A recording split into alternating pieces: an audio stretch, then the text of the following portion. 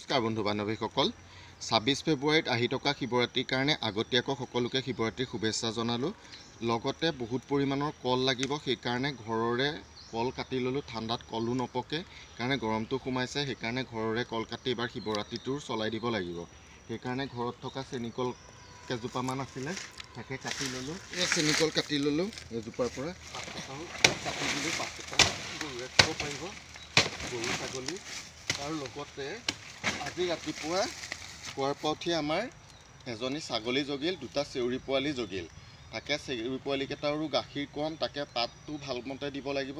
তাকে মই এতিয়া কি কৰোঁ, কলকেটু কাটি দেখুৱালোঁ আপোনালোকক। তাৰে কলকেটুক থৈ লৈ পাত পটুৱা কাটি আপোনালোকক দেখুৱাই যাম। থৈ ল'লোঁ আৰু কাইলৈও যিকেইটুক আছে কল আনি পেলাই গাপ দিব লাগিব। গৰম আহি গৈছে, এয়া কাটি থোৱা কল কিছুমান এনেকৈ পকিবলৈ আৰম্ভণি কৰিছে। গৰমটো সোমাইছেতো, পকিছে আৰু সেইকাৰণে সোনকালে কল পকি যাব। আৰু এয়া মালভোগ কল আনি থৈছিলোঁ, মালভোগ কলৰ ইয়াৰ লগৰখিনি লৈ গ'লোঁ। আৰু এয়া কোনো মেডিচিনৰ ব্যৱহাৰ নাই, আগতেও কৈছোঁ।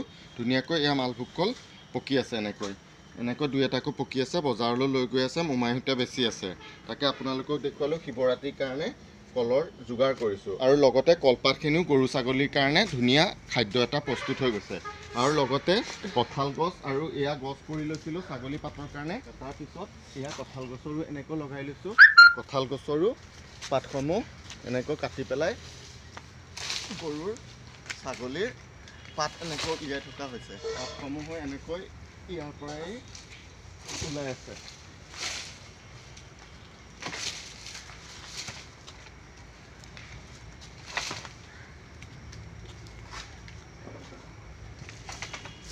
আপোনালোকক দেখিলোঁ পাত এয়াও কাটি থোৱা আছিলে, এতিয়া যোগাৰ কৰি থৈছোঁ। এয়া পাতো ছাগলীৰ কাৰণে। এতিয়া ছাগলী মুখৰ আগে আগে এনেকৈ খিনি যিমানখিনি কাটিছিলোঁ কলপাতো এনেকৈ লগাই দিছোঁ, এয়া খাই থাকিব। এয়া কালি আমাৰ ছাগলী এজনী জগিল, ছাগলীজনীৰো পাত পটুৱাকেইটা দি পেলাই তাকে দেখুৱাম। ৰাতিপুৱা আমাৰ এই ছাগলী পোৱালি দুখন আজি ৰাতিপুৱা জন্ম দিলে, চেউৰী পোৱালি দুখন জন্ম দিলে। ছাগলীকেইজনী গাভিনী হৈ থকা অৱস্থাতে হাগনি হৈছিলে যে মই আৰু এবাৰ ভিডিঅ' এটাত কৈছোঁ। তেতিয়া পোৱালিকেইকণো বহুত সৰু হ'ল আৰু কষ্ট পালে। তাকে 2খন চেউৰী পোৱালি হ'ল। এই দুখন দেখিলে মৰম লগা, তাকে মৰম অকণ কৰি দিছোঁ। তাকে সিহঁতক খোৱা বোৱা দিলোঁ, তাকে দেখুৱালোঁ। এই 2খন ছাগলী পোৱালি হ'ল। এইজনী ছাগলী, এই পোৱালি দুখন চেউৰী পোৱালি দুখন জন্ম দিলে। ছাগলীও শুকাই খিনাই অৱস্থা হৈ আছে, পাত পটুৱা এতিয়া ভালকৈ খুৱাব লাগিব। তাকে গৰুকেইজনীকো এতিয়া চাপৰিৰ পৰা ডাঙৰ ডাঙৰ পানীলাও কেইটামান কিনি আনি থৈছিলোঁ, তাকে পানীলাওকেইটা কাটি মই গৰুক দিয়াৰ ব্যৱস্থা কৰিম। এতিয়া সেইদিনা চাপৰিৰ পৰা 10টা পানীলাও লৈ আহিছিলোঁ। তাকে পানীলাওবিলাকৰ চাইজ এনেকুৱা, ডাঙৰ ডাঙৰ পানীলাও গৈ পেলাই গৰুক কাটি দানাৰ লগত সিজাই দিওঁতে এতিয়া 3টামান পানীলাও আছেগৈ। সঁচাকৈ পানীলাওকেইটা ধুনীয়াকৈ খুৱাই থাকিলে, বালি মাটি জেগা সাৰ নিদিয়াতো, এইকেইটা খুৱাই থাকিলে গোবৰ সাৰৰ গৰুও খাই ভাল পায় আৰু গৰুৰো অপকাৰ নকৰে। আৰু এইখিনি এতিয়া পাচলি সাৰ দি উলিয়াই লৈছোঁ। মই গৰুৰ কাটি দি দানা পানীখিনি দিব লাগিব, লগতে জাকটোও দিব লাগিব। মাৰো চৰ্দি জ্বৰ আৰু ঘৰৰ চবৰে চৰ্দি জ্বৰ হৈছে বতৰটো চাই, সেইকাৰণে মোৰ বহুত দিগদাৰী হৈছে এইকেইদিন। মানে ছাগলী গৰুৰ দায়িত্ব, ইপিনে শিৱৰাত্ৰি কলো কটা দায়িত্ব, ইপিনে তিনিআলি বজাৰতো দোকান লগাই লৈছোঁ। তাকে মোৰ সমস্যা। তাকে আপোনালোকক আজি দেখুৱালোঁ। পানীলাওকেইটা ধুনীয়াকৈ আপোনালোকক দেখুৱাম। পানীলাও, তাকে এয়া পানীলাও দেখিছে কিমান ডাঙৰ ডাঙৰ পানীলাও, এনেকৈ কাটি মই আপোনালোকক দেখুৱাম।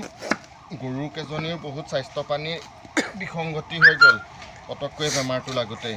এতিয়া মই এই পানীলাওবোৰ এনেকৈ সৰু সৰুকৈ কাটি দানাৰ লগত সিজাই তাকে গৰুক দিবলৈ যত্ন কৰিম। তাকে আপোনালোকক দেখুৱালোঁ। গৰু ছাগলীকেইটাও মানে ধ্যানত ৰাখিব লাগিব, মাতিব নোৱাৰা বস্তু। সেইকাৰণে গৰু ছাগলীকেইটাৰ খাদ্যটোৰ ওপৰত অকণমান গুৰুত্ব দিওঁ, কাৰণ দুপৰীয়া ৰ'দত দি থোৱা থাকিলেও পানীকণ খাইছেনে নাই মোৰ দোকানতো চিন্তা লাগি থাকে। এতিয়া ঘৰৰ গোটেইকেইজনী মানুহৰে চৰ্দি জ্বৰ হোৱা দেখি মোৰ অকণমান সমস্যাৰ সৃষ্টি হৈছে। এইপিনে দোকানৰ লাইটৰ কাৰণেও মোমাইহঁতে ফোন কৰেহে লাগে। স্কচ বেয়া হোৱা নাই, ধুনীয়া। বাহিৰটো অকণ শুকাই এয়া ধুনীয়াকৈ এনেকৈ মিহিকৈ কাটি ধুনীয়াকৈ দিব লাগিব। যদি গৰু ছাগলী আছে তেনে আপোনালোকৰ যদি ঘৰৰ ওচৰত চাপৰি আছে আৰু জাৰ্ণি চাপৰিটো যদি কেতিয়াবা যায় আমাৰ ওচৰ পাজৰ, তেনে এনেকুৱা পানীলাও আনি দানাৰ লগত সিজাই দিব, গৰু ছাগলীক খাব আৰু অপকাৰ নকৰে। এতিয়া পাচলিখিনি কাটি লোৱা হৈ গ'ল। হৈ লোৱাৰ পিছত দানাখিনি তৈয়াৰ কৰি ল'লোঁ আৰু সন্ধিয়া মৌদাহে বহুত আমনি কৰে, সেইকাৰণে জাকটো লগাই দিলোঁ। ফলীয়া তুঁহো আছে তলত ফলীয়া তুঁহ তাৰপিছত এনেকৈ ক'লে আপোনাৰ জাকটো লগাই দিলে হ'ব আৰু ফলীয়া তুঁহ এনেকৈ দি দিম এনেকৈ দি দিলে এয়া ফলীয়া তুঁহটো দি দিছোঁ ধুনীয়াকৈ এতিয়া জাকটো জ্বলি যাব তাৰপৰা মই অকণ কোবাই দিম তাৰপৰা ধুনীয়াকৈ জাকটো জ্বলি যাব জাকটো লগাই দিলে ধুনীয়া আৰু এটা পৰিৱেশ লাগে ধুনীয়াকৈ মিলাই থৈ দিছোঁ মলৰ লগত সিজাই গৰুৰ আগত এতিয়া আগবঢ়াই দিম ধুনীয়াকৈ গৰুজনীয়ে খাব এইকাৰণে ধুনীয়াকৈ খা ধুনীয়াকৈ খা আৰামত ধুনীয়াকৈ খা দিনটো ধুনীয়াকৈ খা তাকে দেখুৱালোঁ জাক চাক দি সকলো কাম কৰি সকলোখিনি এতিয়া হৈ গ'ল সেইকাৰণে আপোনালোকক দেখুৱালোঁ চাই যাওক ধন্যবাদ